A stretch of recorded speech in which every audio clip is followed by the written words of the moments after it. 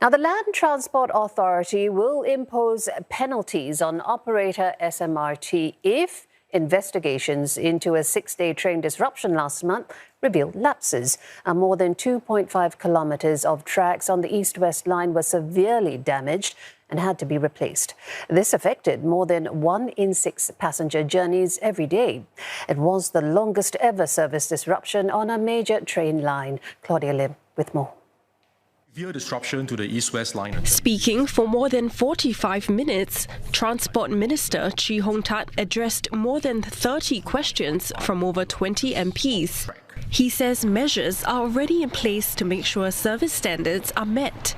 These include incentives for meeting reliability targets or penalties for lapses. Mr. Chee adds the Public Transport Council has already established that fares should not be linked to service standards. Fares are collected for the entire public transport system, including buses and trains, to ensure that the public transport system remains financially sustainable. If our fares are not adjusted to reflect rising operating costs, the persistent shortfall would have a chronic impact on service quality and reliability over time. Or if we want to continue topping up the shortfall via government subsidies, it means that taxpayers would have to foot a higher bill. Mr. Chee also says all MRT lines already meet and sustain a performance target that matches most reliable overseas metros. Over a 12-month rolling period, they travelled more than 1 million train kilometres before experiencing a delay longer than 5 minutes. Each MRT line has its own characteristics, such as their age and whether they are under or overground. Their systems would also have been commissioned or renewed at different times. Hence, different lines have different MKBF outcomes. But the key is that all the lines have met our target of at least 1 million MKBF, and we are subjecting them to stringent maintenance and operational standards. Mr. Chee says this target has been achieved through the hard work of operators and workers over more than a decade. For more than an hour, MPs sought clarification on the Transport Minister's statement on last month's major train disruption along the east-west line. The wide-ranging discussion ranged from what investigations would cover to how the system could be improved. Richa Mathew with more. For the MRT, 2 investigations on last month's train disruptions are underway. One focusing on safety, while the other looks into lapses and possible penalties. The Progress Singapore Party suggested a committee of inquiry be called to allow for a public hearing of expert input. A COI was ordered in 2011 by then Prime Minister Lee Hsien Loong when the North-South line broke down multiple times in the span of a few days. I think many Singaporeans would like the Minister to explain the difference between this breakdown and the 2011 breakdown when a COI was called.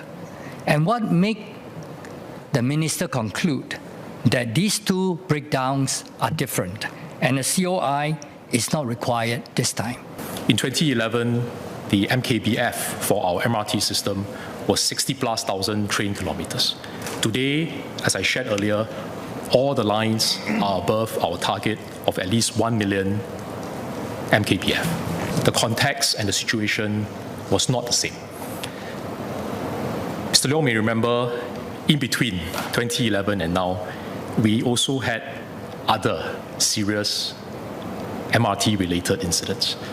There was a flooding at Bishan. There was an incident at Joo Koon.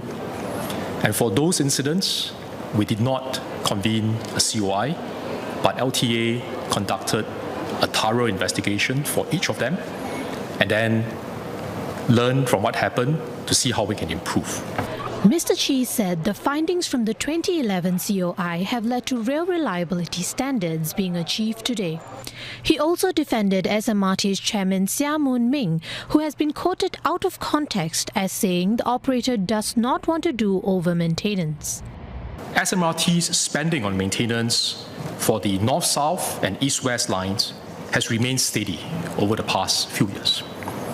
SMRT has also invested in building up its engineering and technical capabilities. In fact, Mr. Sia had said, and this was reported by the mainstream media in 2023, that SMRT would, in his words, never want to under-maintain, because he wanted to avoid the reliability issues of the past. A Labour Movement MP also came forward. As the Executive Secretary of the National Transport Workers Union, I can also vouch for the SMRT Chairman, Mr. Siah Moon Meng, that there had been no underinvestment in maintenance.